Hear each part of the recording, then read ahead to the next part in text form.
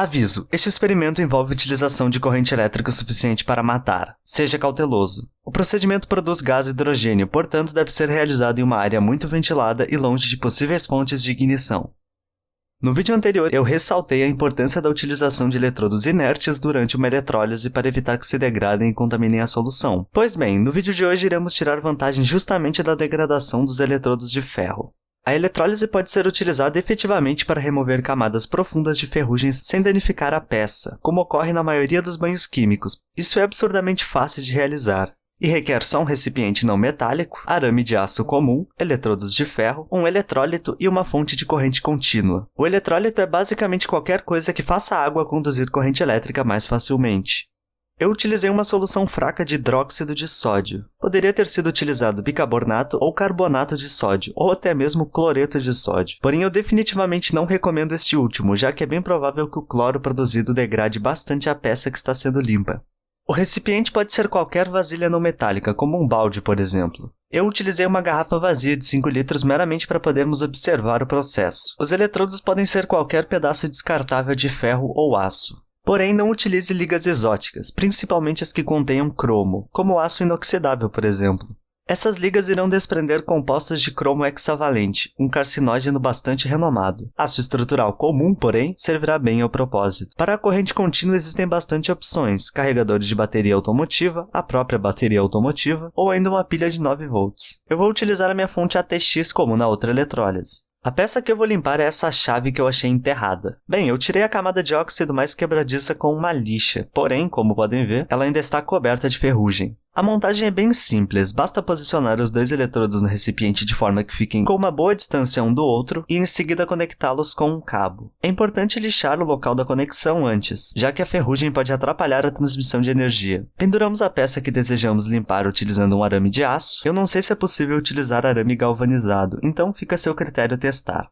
Na metade do cabo, removemos o isolamento e conectamos outro fio. Dessa forma, teremos os dois eletrodos conectados a um único cabo.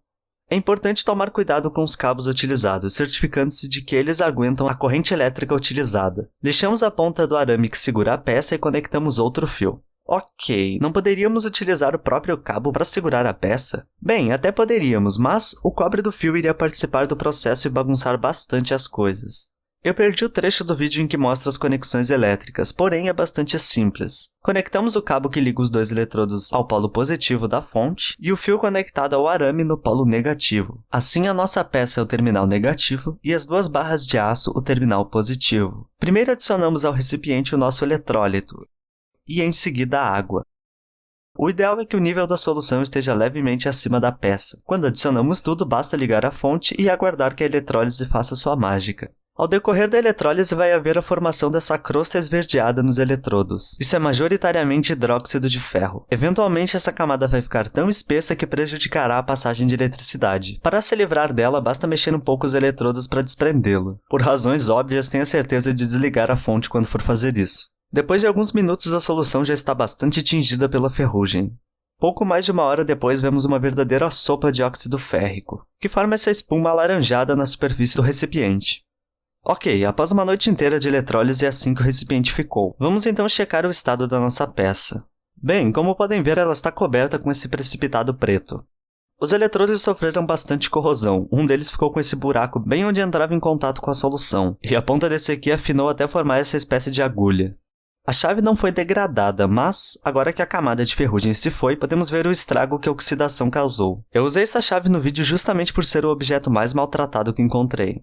Ok, ainda precisamos nos livrar dessas manchas pretas. Apesar de parecer bastante com o acabamento Oxy Black, isso na verdade é uma mistura de carbonatos e complexos de ferro, que acabaram se formando por causa das impurezas da água e talvez pela contaminação da minha solução de hidróxido de sódio. Um pouco de vinagre deve soltar a maior parte. Bem, depois de deixar cada lado da chave por cerca de meia hora no vinagre, enxaguamos e cobrimos com uma mistura de pasta de dente e bicarbonato de sódio. Depois de uma hora podemos ver que surgiram alguns pontos de coloração diferente. Bem, depois de esfregada com lã de aço e enxaguada, é assim que a nossa chave se parece. Nada mal para um pedaço de metal que passou alguns anos enterrado. Eu poderia ter repetido a limpeza para remover as manchas menores que sobraram, mas, na minha opinião, elas dão um charme a mais para a chave. Esse vídeo vai ficando por aqui. Se achou o conteúdo didático, avalie clicando em gostei e inscreva-se para não perder futuros envios.